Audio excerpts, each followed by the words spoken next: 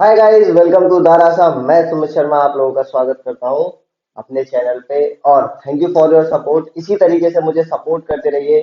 जरूर लाइक कीजिए, अगर आप चैनल पे पहली बार आए हैं तो लाइक कीजिए, शेयर कीजिए और सब्सक्राइब जरूर कीजिए। और अगर आप बार बार भी आ रहे हैं तो लाइक और शेयर तो करते रहिएगा। आपकी सपोर्ट के लिए थैंक यू वेरी मच। तो आज हम लोग जो टॉपिक स्टार्ट करने जा रहे हैं वो केमिस्ट्री का बहुत ही इजी सा टॉपिक है। और मेरे लिए तो आप लोग सोचेंगे कि सारे टॉपिक ही इजी है ना। तो इसी तरीके से बढ़ते रहिएगा। और टॉपिक जो है आज का वो है आपका स्टीरियो केमिस्ट्री। तो आइए फटाफट से चालू करते हैं आपका स्टीरियो केमिस्ट्री। तो आइए हम लोग चालू करते हैं स्टीरियो केमिस्ट्री। और आप लोग नाम डाल लीजिए स्टीरियो केमिस्ट्री और पढ़ना स्टार्ट करते हैं स्टीरियो केमिस्ट्री। स्टीरियो केमिस्ट्री बहुत ही इजी सा टॉपिक है और हम लोगों को बहुत आसानी से स्टीरियो केमिस्ट्री याद होने वाला है, समझ में आने वाला है और इसके क्वेश्चंस भी होने वाले हैं क्योंकि आप लोगों में पढ़ा रहे हैं। लेकिन उससे पहले लाइक करना, शेयर करना और कमेंट करना बिल्कुल मत भूलिएगा। चलिए ठीक है, तो चालू करते हैं, ध्यान दीजिएगा। हम लोगों ने स्टीरियो केमिस्ट्री चालू किया। स्टीरियो केमिस्ट्री को हिंदी में कहा जाता है क्या? क्या ये लिखा हुआ है आपके सामने? फटाफट से पढ़ो, क्या चीज है ये चीज? हाँ, बिल्कुल सही पढ़ा है आपने। त्रिवेम रसायन विज्ञान। तो चालू करते हैं त्रिवेम रसायन विज्ञान। विज्ञान, चलो सर। तो स्टीरियो केमिस्ट्री के अंदर हम लोग क्या पढ़ने जा रहे हैं? पहली चीज ये, आखिरकार ये स्टीरियो केमिस्ट्री क्यों पढ़ाया जा रहा है? पहले ये चीज क्लियर करते हैं, फिर इसके बाद हम लोग आगे चालू करते हैं, ठीक है। तो चालू करते हैं स्टीरियो केमिस्ट्री क्या चीज होती है। स्टीरियो केमिस्ट्री सबसे पहले स्टार्ट करते हैं। स्टीरियो केमिस्ट्री एक ब्रांच है केमिस्ट्री की जिसके अंदर 3D स्ट्रक्चर मॉलिक्यूल्स के देखे जाते हैं। आप लोगों को पता है, अगर मुझे आप लोग विजिबल कर रहे हो तो 2D स्ट्रक्चर में विजिबल कर रहे हो। आप लोग अगर अपनी फोन की स्क्रीन में कोई भी चीज ऑब्जर्व कर रहे हो तो 2D स्ट्रक्चर में ऑब्जर्व कर रहे हो। तो वही हम लोग एक इमेजिनेशन के साथ में इसमें पेश आएंगे। और जितने भी हमने compound molecule X Y Z arrangement देखे हैं उन अरेंजमेंट्स को किस में देखेंगे? 3D स्ट्रक्चर्स में देखेंगे। तो क्या चीजें हम लोग क्या पढ़ने वाले हैं? स्ट्रक्चर ऑफ द एटम्स या मॉलिक्यूल्स इन 3D। 3D में हम लोग कंपाउंड एंड मॉलिक्यूल का अरेंजमेंट देखेंगे। वो किसमें देखेंगे हम? किसमें? बहुत बढ़िया, स्टीरियो केमिस्ट्री के अंदर देखेंगे। मैं बिल्कुल बेसिक से चालू करूंगा कि आखिरकार स्टीरियो केमिस्ट्री कहाँ से आया, हम लोग इसमें क्या क्या पढ़ने वाले हैं। तो इससे चालू करने से पहले हम लोग बिल्कुल इसके बेसिक में जाते हैं। और इस टर्म को कहाँ से लिया गया? यहाँ से। ठीक, तो इसको समझने से पहले हमें क्या समझना पड़ेगा? बिल्कुल सही है, आइसोमर। ठीक, तो आइसोमेरिज्म क्या होता है? जब हम लोग कंपाउंड्स देख रहे थे, जब हम लोग स्टडी कर रहे थे तो हमारे पास बहुत सारे ऐसे कंपाउंड्स, बहुत सारे ऐसे रसायन आए थे जिनका मॉलिक्यूलर फॉर्मूला तो सेम, लेकिन उनकी प्रॉपर्टीज अलग अलग हो रही थी। वो प्रॉपर्टीज अलग अलग हो रही थी जिनकी वजह से हमने इन कंपाउंड्स को कैटेगराइज करना स्टार्ट किया। और ऐसे कंपाउंड्स को हमने क्या कह दिया? आइसोमर्स। ऐसे कंपाउंड्स को हमने क्या बोला? आइसोमर्स। ठीक, तो आइसोमर या समावयता, ठीक है ना, आइसोमेरिज्म या समावयता। हमने ऐसे कंपाउंड्स को ऐसे करके कैटेगराइज कर लिया। क्या चीज है? यहाँ पे मॉलिक्यूलर फॉर्मूला सेम है लेकिन प्रॉपर्टीज डिफरेंट है। अब चालू करते हैं इनमें प्रॉपर्टीज में क्या क्या चीज, प्रॉपर्टीज एंड स्ट्रक्चरल फॉर्मूला, ये डिफरेंट होता है, ठीक है सर। तो अब ये प्रॉपर्टीज कौन कौन सी? ये प्रॉपर्टीज हो सकती हैं इनकी केमिकल प्रॉपर्टीज, ये हो सकती है फिजिकल प्रॉपर्टीज, ये हो सकती है लाइट के हिसाब से प्रॉपर्टीज यानी कि ऑप्टिकल प्रॉपर्टीज हो सकती हैं। तो ऐसे कंपाउंड जिनके मॉलिक्यूलर फॉर्मूला क्या होते हैं? डिफरेंट होते हैं, यानी कि अलग अलग होते हैं, भिन्न होते हैं। और उनकी प्रॉपर्टीज क्या होती हैं? सेम होती है। तो ऐसे को क्या बोलते हैं आप? आइसोमर्स। और ये जो फिनोमिनन घट रहा है इस चीज को क्या बोलते हो आप? आइसोमेरिज्म बोलते हो। क्या चीज बोलते हो आप? आइसोमेरिज्म, ठीक है साहब। अब आगे की बात करते हैं, इसको हिंदी में क्या कहा जाता है? आपको पता है, समावयता कहा जाता है। ठीक, सबके समझ में आया ना? कितना क्लियर हुआ? आगे की बात मैं करता हूं। तो ये दो प्रकार का होता है, ये दो टाइप्स का होता है, ठीक है ना। कौन कौन से? एक तो स्ट्रक्चरल और दूसरा कौन सा होता है? स्टीरियो। तो यहाँ पे समझ में आ गया, स्टीरियो। स्टीरियो यानी कि हम लोग जो पढ़ने जा रहे हैं इस चैप्टर के अंदर वो क्या पढ़ेंगे? बस स्टीरियो केमिस्ट्री के बारे में पढ़ेंगे। यानी कि ये वाला पार्ट हम लोग इस चैप्टर में देखेंगे, ये वाला पार्ट हम लोग डिफरेंट वीडियो के अंदर देखेंगे, ठीक है ना। यहाँ तक समझ में आया? तो दो तरीके के आइसोमर होते हैं, कौन कौन से? स्ट्रक्चरल और स्टीरियो। स्ट्रक्चरल आइसोमर्स को हिंदी में कहा जाता है क्या? संरचनात्मक आइसोमर्स, ठीक है ना, संरचनात्मक समावयता।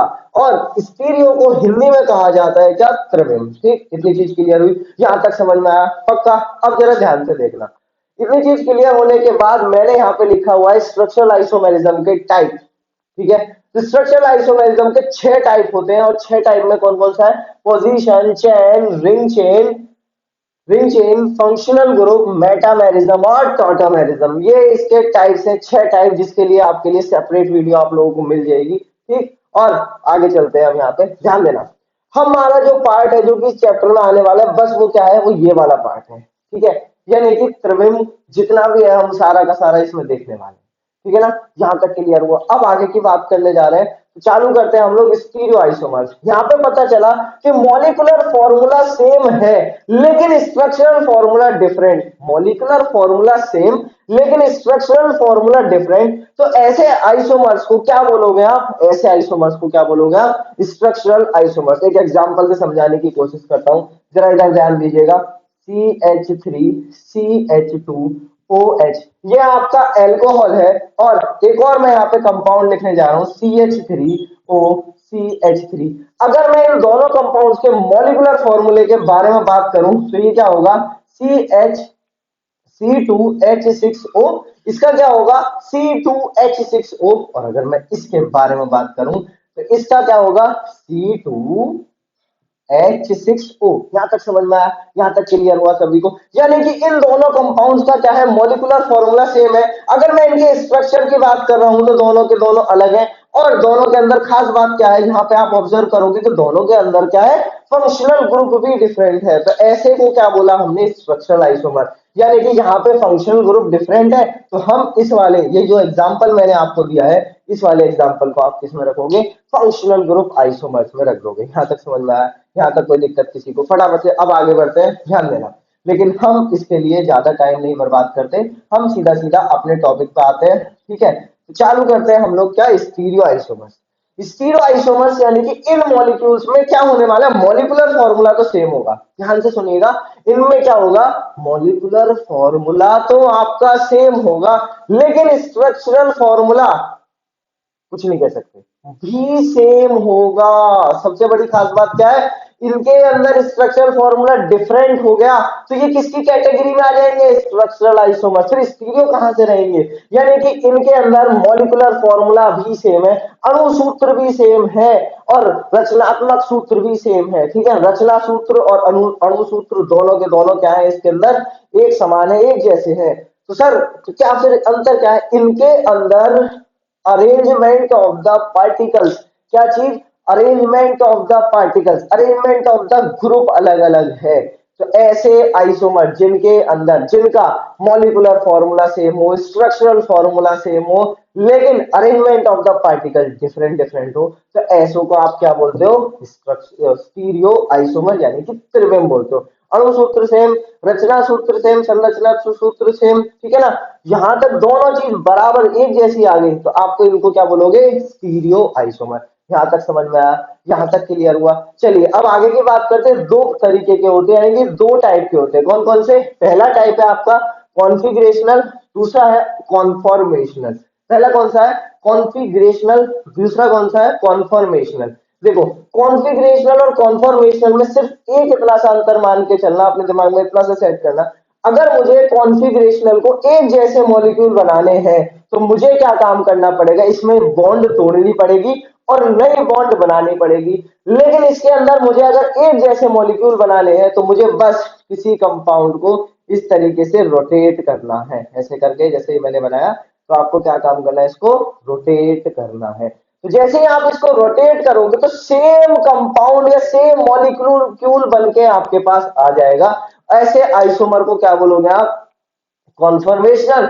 और दूसरे वाले कौन से हो गए? कॉन्फिगरेशन। ठीक है सर, अब आगे की बात करते हैं हम इसमें क्या क्या पढ़ने जा रहे हैं। कॉन्फॉर्मेशनल कॉन्फ़िगरेशनल होते हैं आपके 2 तरीके के। पहला है तुम्हारा कौन सा? ऑप्टिकल। दूसरा कौन सा है आपका? ज्योमेट्रिकल। पहला कौन सा है? ऑप्टिकल। दूसरा कौन सा है? ज्योमेट्रिकल। तो इनके बारे में आज हम लोग पूरा का पूरा यहाँ डिटेल में देखेंगे। ठीक, इतना आप लोग फटाफट से इसको कॉपी कर लीजिए, फिर इसके बाद हम लोग आगे चलेंगे। ठीक है, जो स्क्रीनशॉट लेना चाहते हैं वो वीडियो को पॉज करें और इसका स्क्रीनशॉट लें, और हाँ, लाइक करना और कमेंट करना बिल्कुल ना भूलें। और सबसे ज्यादा मेरी बहुत सपोर्ट करने के लिए आपको थैंक यू। ऐसे ही शेयर करते रहिएगा, सब्सक्राइब करते रहिएगा चैनल को, आपकी वजह से इतनी जल्दी चैनल ग्रो कर पा रहा है, उसके लिए थैंक यू वेरी मच। तो फटाफट से इसको कॉपी कर लो, नोट्स मेंटेन करके रखिएगा, शॉर्ट नोट्स इस तरीके से आपको मेंटेन रखने हैं। ठीक है, यहाँ तक समझ में आया? चलिए तो हम लोग आगे बढ़ते हैं फटाफट से। ठीक है, आज जो टॉपिक हम लोग पढ़ने जा रहे हैं वो है स्टीरियो आइसोमेरिज्म। तो चालू करते हैं स्टीरियो आइसोमेरिज्म, और बहुत ज्यादा आसान टॉपिक है, डरने घबराने वाली बात नहीं। हम लोग क्या क्या पढ़ने जा रहे हैं इस स्टीरियो आइसोमेरिज्म में, पहले इसके बारे में बात करेंगे। ठीक है ना, स्टीरियो आइसोमेरिज्म आपका दो तरीके का होता है। कौन कौन सा? ऑप्टिकल आइसोमेरिज्म और ज्योमेट्रिकल आइसोमेरिज्म। कौन कौन सा? ऑप्टिकल और ज्योमेट्रिकल। ऑप्टिकल के अंदर हम लोग जो पढ़ने जा रहे हैं वो डीएल यानी कि टाइप ऑफ नोमेनक्लेचर है, यानी कि नाम करने के तरीके हैं। कौन कौन से? डीएल, छोटा डी छोटा एल, बड़ा डी बड़ा एल, आर एंड एस। इसके बाद ज्योमेट्रिकल में हम लोग क्या क्या पढ़ेंगे? सिस, ट्रांस, ई जेड और सिन एंटी। सिस, ट्रांस, ई जेड और सिन एंटी, इतनी चीजें हम लोग यहाँ पे देखेंगे। और साथ में ऑप्टिकल में हम लोग ये चीज देखेंगे, क्या एनेंशियोमर्स क्या होते हैं, और डाइस्टीरियोमर्स क्या होते हैं, और मीजो कंपाउंड्स क्या होते हैं। बहुत इजी है, इतना कोई ज्यादा हार्ड नहीं है। बस अब आपके लिए एक मेरा थोड़ा सा सजेशन है, आप लोग जब भी इस चैप्टर को पढ़ें इसके लिए बहुत सारी इमेजिनेशन की जरूरत है। मैंने यहाँ पे बहुत सारी छोटी छोटी ट्रिक्स बनाई हुई है, उन ट्रिक्स के साथ हम लोग क्वेश्चंस को करने की कोशिश करेंगे। साथ में हम लोग क्या काम करेंगे? ट्रिक्स तो करेंगे, लेकिन उसके बाद आपको इमेजिनेशन की बहुत ज्यादा जरूरत है। तो प्लीज अपनी इमेजिनेशन को रखिएगा, जैसे जैसे मैं इमेजिन कराता रहूं कोई भी चीज। जैसे बोला मैंने, यहाँ पे कंपाउंड है, यहाँ पे एक ग्रुप लगा हुआ है, यहाँ पे ग्रुप लगा हुआ है, यहाँ पे ग्रुप लगा हुआ है, तो आपको वो चीज फील करनी है, आपको वो चीज इमेजिन करनी है। और मैं पूरी तरीके से तैयार हूं इस इमेजिनेशन को कराने के लिए, और मैं पूरी कोशिश करूंगा कि इमेजिनेशन कम से कम हो और आपको कंसेप्ट ज्यादा से ज्यादा समझ में आए। ठीक है, तो आइए समझते हैं स्टीरियो आइसोमेरिज्म। आज जो टॉपिक हम लोग चालू करने जा रहे हैं वो है आपका ऑप्टिकल आइसोमर्स। ठीक है, तो हेडिंग डाल सकते हैं आप लोग, ऑप्टिकल आइसोमर्स। ऑप्टिकल आइसोमर्स के अंदर हम लोग इन नोमेनक्लेचर करने का तरीका पढ़ेंगे, फिर उसके बाद हम लोग एनेंशियोमर्स पढ़ेंगे, और फिर उसके बाद हम लोग क्या पढ़ेंगे? डायस्टीरियोमर्स। ठीक है ना, तो चालू करते हैं किस तरीके से हम लोग पढ़ेंगे। ठीक है, मैं बताता हूँ। पहले हम लोग क्या काम करेंगे, क्या समझेंगे? ऑप्टिकल आइसोमर्स क्या होते हैं। फिर उसके बाद हम लोग देखेंगे कि ऑप्टिकल आइसोमर के लिए कंडीशन क्या क्या होती है, कि आखिरकार एक कंपाउंड को ऑप्टिकल आइसोमर होना है तो उसके अंदर क्या क्या चीजें होनी चाहिए। और फिर उसके बाद हम लोग देखेंगे क्या? ये नोमेनक्लेचर करने का तरीका। फिर हम लोग देखेंगे फिर हम लोग सॉरी इससे पहले हम लोग देखेंगे प्रोजेक्शन। ठीक है ना, ध्यान रखना, इससे पहले हम लोग क्या देखेंगे? प्रोजेक्शन। और प्रोजेक्शन के बाद हम लोग ये देखेंगे क्या? एक तरीका किस तरीके से ये डी एल, बी एल और आर एन एस नोमेनक्लेचर करा जाए। ठीक, तो टॉपिक बड़ा है, आसान है, कोई ज्यादा मुश्किल नहीं है, बस आपको साथ देते हुए क्या काम करना है? इमेजिनेशन करनी है। ठीक, उसमें तो हम माहिर हैं। ठीक है ना, चलो चालू करते हैं सर। तो पहले बात करते हैं ये ऑप्टिकल आइसोमेरिज्म क्या चीज होता है, यानी कि ऑप्टिकल टर्म क्या है। ऑप्टिकल का मतलब होता है यहाँ पे किससे? लाइट से, यानी कि प्रकाश से। हाँ, प्रकाश से। ठीक है ना, ऑप्टिकल का मतलब किस चीज से होता है? यहाँ पे प्रकाश से मतलब होता है। तो मैं उसी प्रकाश की बात करता हूं जो कि आपको पता है इलेक्ट्रोमैग्नेटिक रेडिएशन होता है। ठीक है, क्या होता है? Electromagnetic radiation. तो ऐसे कंपाउंड्स जो सिर्फ इलेक्ट्रोमैग्नेटिक रेडिएशन में प्रॉपर्टी का चेंज करते हैं, यानी कि इलेक्ट्रोमैग्नेटिक रेडिएशन को कुछ ना कुछ करेंगे, तो ऐसे कंपाउंड्स को आप क्या बोलोगे? Optical isomers. अभी क्लियर नहीं है डेफिनेशन? अभी क्लियर नहीं है? जब मैं समझा लूं तब देखना। ठीक, अब क्या हुआ, यहाँ पे एक एक्सपेरिमेंट करके देखते हैं कि आखिरकार ऑप्टिकल आइसोमर्स क्या होंगे, कैसे कैसे करके ये क्या काम करेंगे। लाइट के साथ अलग अलग प्रॉपर्टी शो करेंगे। ठीक है ना, अलग अलग डिफरेंट डिफरेंट प्रॉपर्टीज यहाँ पे लाइट के साथ में शो करेंगे, दिखाएंगे किस तरीके से। हम लोग वो बात करते हैं। तो ऑप्टिकल आइसोमर की अगर मैं बात करता हूँ, तो एक एक्सपेरिमेंट किया मैंने क्या काम किया? एक लाइट ली। तो आपको पता है लाइट 3D होती है ना। लाइट क्या होता है? एक 3D वाइब्रेशन बोल दूं या 3D वेव होती है। ठीक है, तो एक 3D वाइब्रेशन या 3D वेव निकलती हुई जा रही है। अच्छा, मैं इससे पहले एक चीज क्लियर कर देता हूँ कि इलेक्ट्रोमैग्नेटिक रेडिएशन, क्योंकि हम लोग बिल्कुल बेसिक से चलेंगे, कोई डाउट कोई चीज दिमाग में नहीं रहनी चाहिए। तो इलेक्ट्रोमैग्नेटिक रेडिएशन ऐसे रेडिएशन होते हैं जिनके पास खुद का मैग्नेटिक फील्ड भी होता है, इलेक्ट्रिक फील्ड भी होता है, और ये एक डायरेक्शन में प्रोपोगेट यानी कि चलते भी है, रास्ते को कवर भी करते हैं। और खास बात एक होती है, तीनों के तीनों आपस में परपेंडिकुलर होते हैं, यानी कि अगर मैं मान के चलता हूं कि एक लाइट, एक बीम ऑफ लाइट इधर की तरफ ट्रेवल कर रही है, ये बीम ऑफ लाइट इधर की तरफ ट्रेवल कर रही है, यानी कि डायरेक्शन ऑफ प्रोपगेशन हो गया। तो अगर ये वाला प्लेन, पूरा प्लेन, ये वाले प्लेन में इलेक्ट्रिक फील्ड है, तो आउटर प्लेन में ऐसे बोर्ड की तरफ जो बाहर आ रहा होगा, ये वाला जो फील्ड होगा ऐसे करके जो बोर्ड की तरफ बाहर आ रहा होगा, ये वाला जो पूरे प्लेन में होगा, क्या होगा, यहाँ पे मैग्नेटिक फील्ड होगा। ठीक है, तो इसको ऐसे रिप्रेजेंट कर सकते हैं हम, बुक में इस तरीके से रिप्रेजेंट करते हैं पूरा, ये पूरा प्लेन है, ठीक है ना, और एक ये पूरा इस तरीके से प्लेन शो कर देते हैं। ठीक है, तो पूरा नीचे तक का आएगा ये, ठीक है ना, मैं पूरा इस तरीके से, पूरा ये इस तरीके से पूरा प्लेन होगा ना कवर्ड, और ऐसे ये अंदर की तरफ इस तरीके से जाएगा। ठीक, तो ये होगा पूरा, ये बाहर इस तरीके से निकला हुआ है, ये ऊपर इस तरीके से है, और डायरेक्शन ऑफ प्रोपगेशन ये रहा। ठीक है, इस तरीके से आपका क्या होता है, ये ऐसे चल रहे, और ये मैग्नेटिक फील्ड या इलेक्ट्रिक फील्ड, और ये कौन सा होगा, मैग्नेटिक फील्ड या इलेक्ट्रिक फील्ड, कोई सा भी कहीं भी हो सकता है। इतनी चीज समझ में आ रही, यहाँ तक कोई दिक्कत? तो ऐसे रेडिएशन को क्या बोलते हैं, इलेक्ट्रोमैग्नेटिक रेडिएशन। और उनमें से एक रेडिएशन हमारी विजिबल लाइट भी है, आपने सुना हुआ है अल्ट्रा वायलेट रेज भी सुना हुआ है, आपने सुना हुआ है माइक्रोवेव भी सुना हुआ है आपने, रेडियो वेव भी सुना हुआ है आपने, गामा रेज भी सुना हुआ है। तो इतने सारे रेडिएशंस हैं आप हमारे पास, ठीक है ना।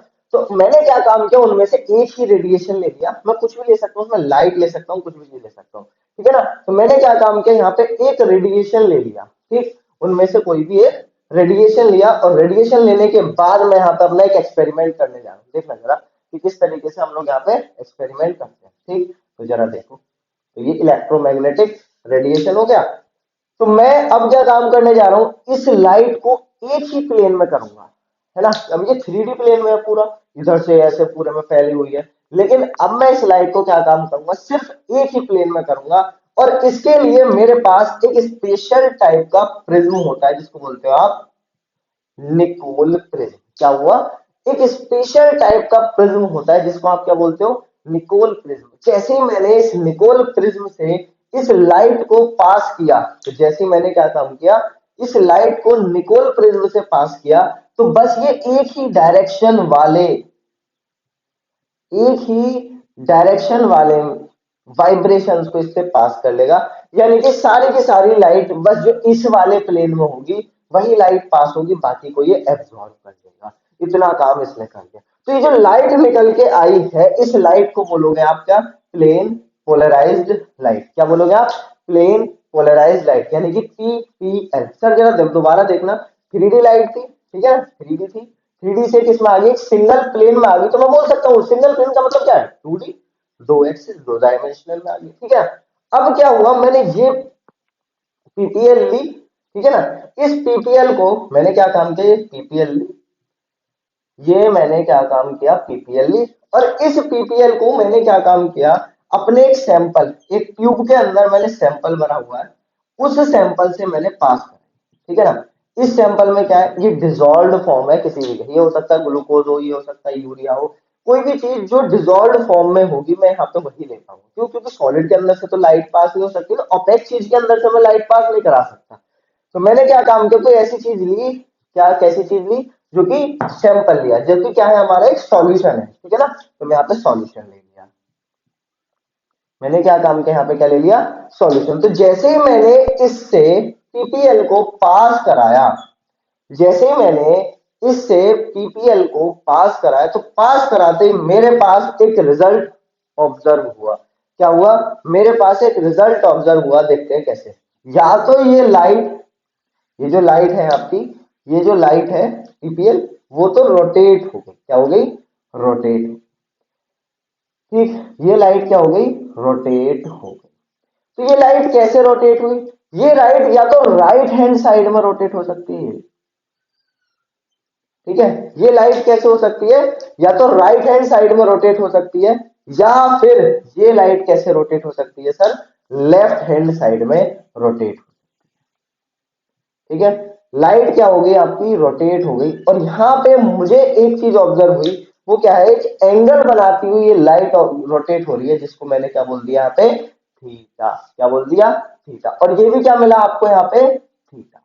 तो मुझे क्या मिला यहाँ पे, दो एंगल्स मिल गए, या फिर मैं बोल दूं सीधा सीधा, मुझे एक एंगल मिला। और क्या चीज ऑब्जर्व हुई, मुझे कंपाउंड क्या हो सकता है, या तो लाइट ऐसे रोटेट हो सकती है, या ये लाइट ऐसे रोटेट हो सकती है। तो ये लाइट रोटेट हुई और मुझे पता चला कि भैया यहाँ पे दो तरीके के कंपाउंड पॉसिबल है।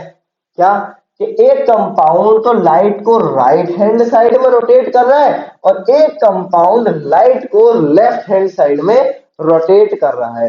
तो ऐसे कंपाउंड का हम लोग अब क्या काम करने जा रहे हैं, नाम लिखने जा रहे हैं। फटाफट से यहां तक इसको कॉपी करो बहुत जल्दी से, ठीक है। नोट्स मेंटेन करने आपके लिए बहुत जरूरी है, ठीक। तो फटाफट से नोट्स मेंटेन करो और फिर हम लोग आगे चलते हैं, ठीक। तो चलो, यहां तक समझ में आया, यहां तक क्लियर हुआ। तो मैं ऊपर रब करने जा रहा हूं, इसको मिटाने जा रहा हूं।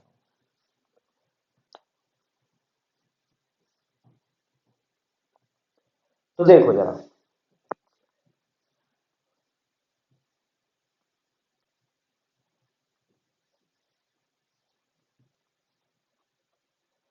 यहाँ पे हमें दो तरीके की ऑब्जर्वेशन मिली है, उनको याद रखते हैं। क्या, कि हमारे ये है और एक ये है, छोटा बना, ठीक है। तो एक कंपाउंड, दो सैंपल लिए या फिर एक ही सैंपल मार के चले, या प्रोबेबिलिटी लेके चलते हैं। तो एक कंपाउंड हमने जब लिया, तो उसने राइट हैंड साइड में पीपीएल को रोटेट किया, और दूसरे ने लेफ्ट हैंड साइड पे। सर आपको ये पता कैसे चला कि लेफ्ट हैंड पे रोटेट हुआ है कि राइट हैंड पे रोटेट हुआ है? इसके लिए आगे चल के सैंपल के बाद जब ये लाइट पास होती है, तो वहां पे डिटेक्टर लगे हुए रहते हैं। वो डिटेक्ट करके हमें बता देते हैं कि साहब लेफ्ट हैंड पे हुई है या राइट हैंड पे हुई है। तो हमें यहाँ पे क्या ऑब्जर्व हो रहा था, एक एंगल ऑब्जर्व हो रहा था, है ना। तो यहाँ पे एंगल हमने कितना माना था, थीटा माना था। तो यहाँ पे भी कितना लिख देते हैं हम, थीटा थीटा लिख लेते हैं, ठीक है सर। अब देखो जरा, अगर राइट कैसे रोटेट हो रही है, इधर की तरफ, तो कैसे हो रही है, राइट हैंड की तरफ।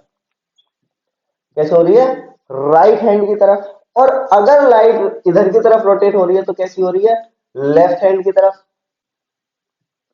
है ना, दाएं बाएं हो रही है, ठीक। अब जरा ध्यान देना, अगर मैं यहां पे बात करूं, ये हो रही है क्लॉकवाइज रोटेट, ऐसी तो घड़ी चलती है। अगर घड़ी की डायरेक्शन में देखूं, तो ये कैसी हो रही है, क्लॉकवाइज।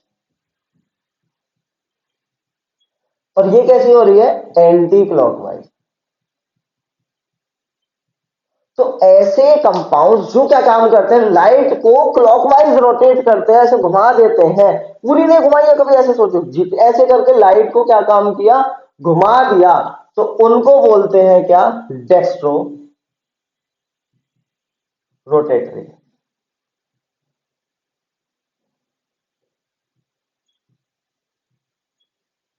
उनको क्या बोलते हैं आप, डेक्स्ट्रो रोटेटरी। और ऐसे कंपाउंड जो लेफ्ट हैंड पे घुमाते हैं, उनको बोलते हैं लीवो रोटेटरी। उनको क्या बोलते हैं आप, लीवो रोटेटरी। इतना समझ में आया, यहां तक कोई दिक्कत, पक्का, श्योर। और ऐसे कंपाउंड जरा देखना, यहाँ पे अगर मैं ऐसे करके थीटा को नापूंगा, तो पॉजिटिव डायरेक्शन में जा रहा है। तो ऐसे कंपाउंड को किससे रिप्रेजेंट करते हैं, प्लस। क्योंकि अगर मैं इस तरीके से बनाता हूं, तो इधर साइड क्या आ जाता है, नेगेटिव आ जाता है ना। तो नेगेटिव हम लोग थीटा को लेके चलते हैं, आपको पता है, ठीक।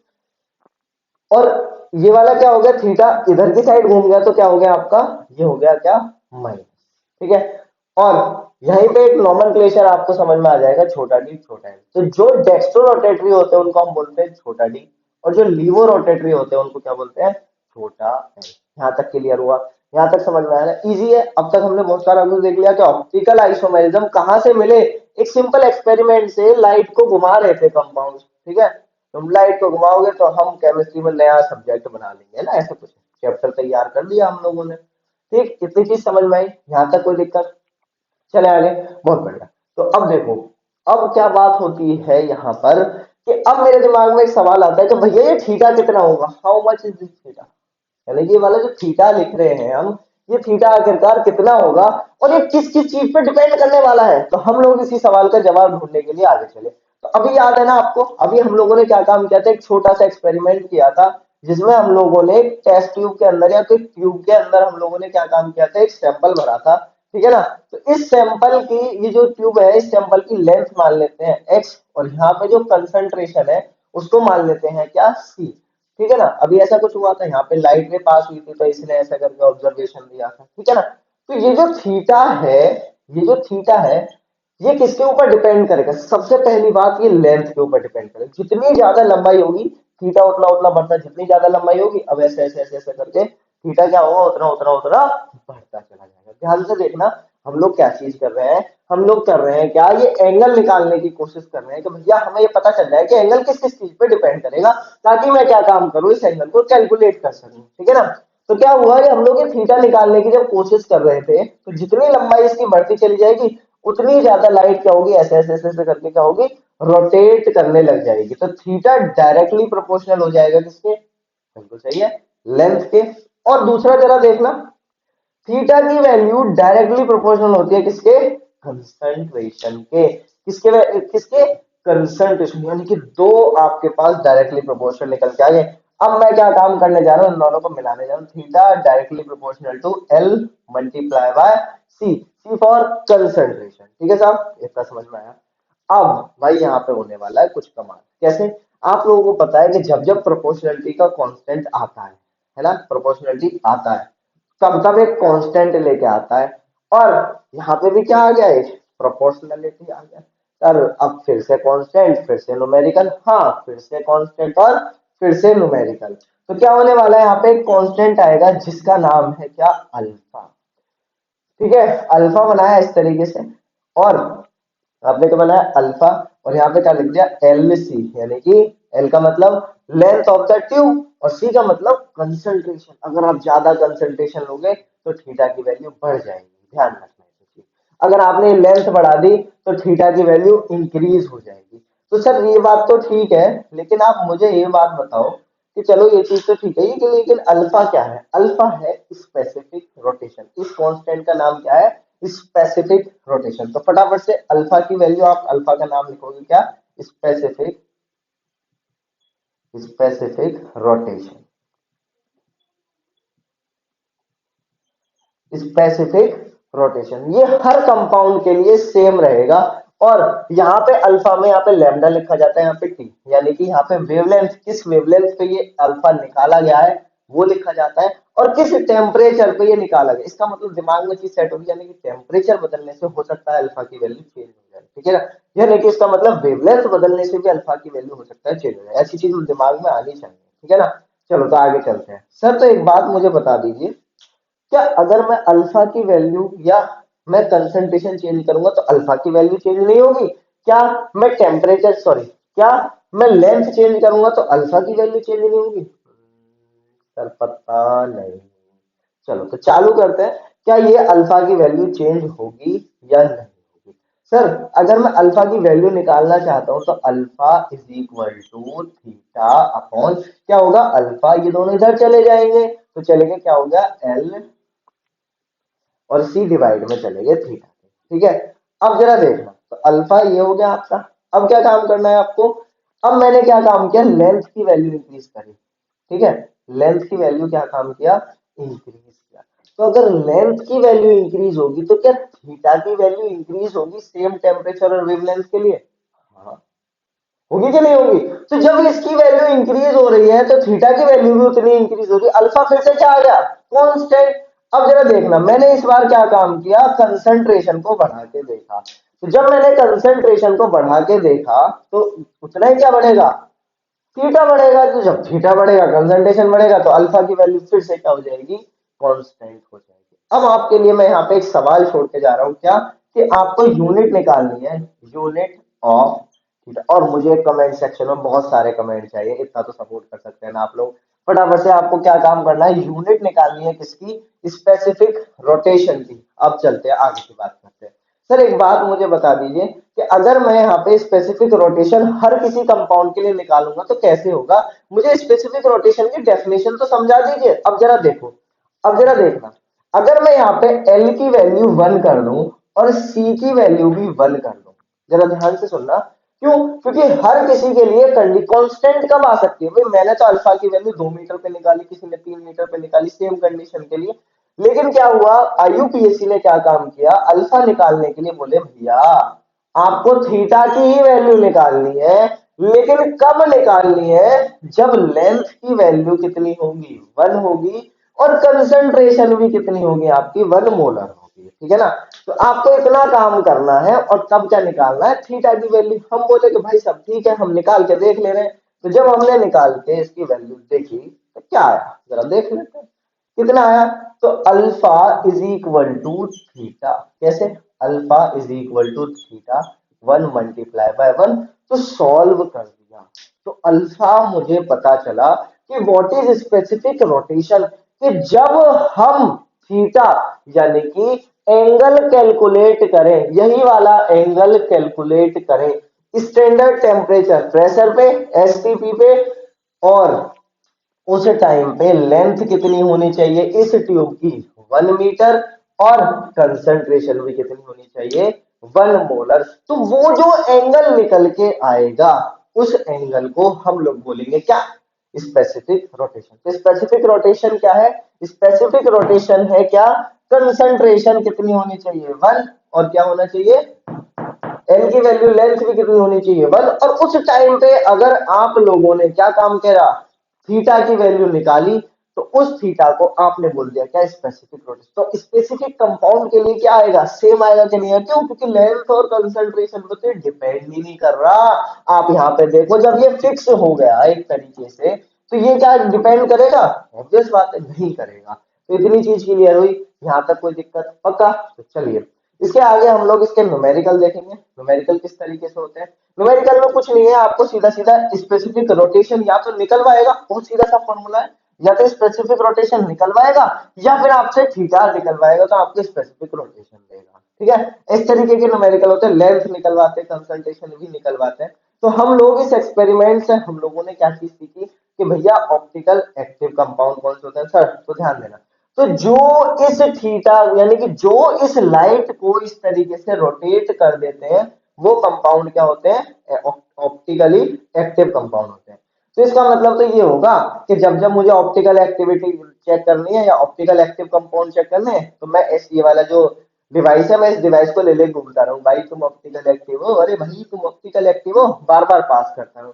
क्या मेरे पास ऐसे नियम कानून नहीं है कि मैं कंपाउंड का स्ट्रक्चर देखूं, स्ट्रक्चर देख के बता दूं कि भैया एक बात बताओ कि तुम्हारा ये स्ट्रक्चर ऐसा है, तो तुम ऑप्टिकल एक्टिव होगे कि नहीं होगे। ठीक, तो ऐसी चीजें हम लोग थोड़े से सोचेंगे और उन चीजों को करेंगे, नहीं तो पता कैसे चलेगा पापा कि अब तो मैं एक्सपेरिमेंट ही करता रहूं, फिर तो ये ऑप्टिकल एक्टिव है, ये ऑप्टिकल इनएक्टिव है, नहीं ना। तो इसके लिए हम लोगों ने कुछ तरीके बनाए हुए हैं, तभी हम लोग इसका नोमेनक्लेचर सीखेंगे, प्रोजेक्शन सीखेंगे कि आखिरकार एक 3D कंपाउंड को 2D कंपाउंड में किस तरीके से रिप्रेजेंट, यानी कि भाई 3D को 3D बना हुआ है, और उस चीज को कॉपी पे रिप्रेजेंट कैसे करें, 3D बनाना कॉपी पे, ठीक है ना।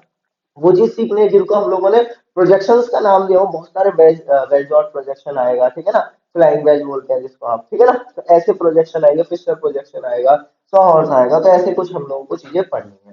ठीक, तो घबराइएगा नहीं, इतना सारा कुछ समझ में आ गया। तो आज हम लोगों ने क्या चीज देखा कि कौन से कंपाउंड ऑप्टिकल एक्टिव होते हैं, जो लाइट रे को रोटेट कर देते हैं वो क्या होते हैं, ऑप्टिकल एक्टिव कंपाउंड, जो रोटेट नहीं करते वो ऑप्टिकल एक्टिव कंपाउंड नहीं होते। तो ये थीटा निकालना भी हमने यहाँ पे सीख लिया, ठीक है। तो इतना सीखने के बाद आज के लिए इतना ही करते हैं, नेक्स्ट वीडियो के लिए तैयार रहिएगा। और हाँ, लाइक जरूर कीजिएगा, कमेंट जरूर कीजिएगा, ज्यादा से ज्यादा जितना हो सके उतना उतना शेयर कीजिएगा, इसी तरीके से मुझे सपोर्ट करते रहिएगा। Thank you. और हाँ, अगर आप चैनल पर पहली बार आए हैं तो सब्सक्राइब जरूर कर दीजिएगा और घंटा जरूर दबा दीजिएगा। Thank you, have a nice day.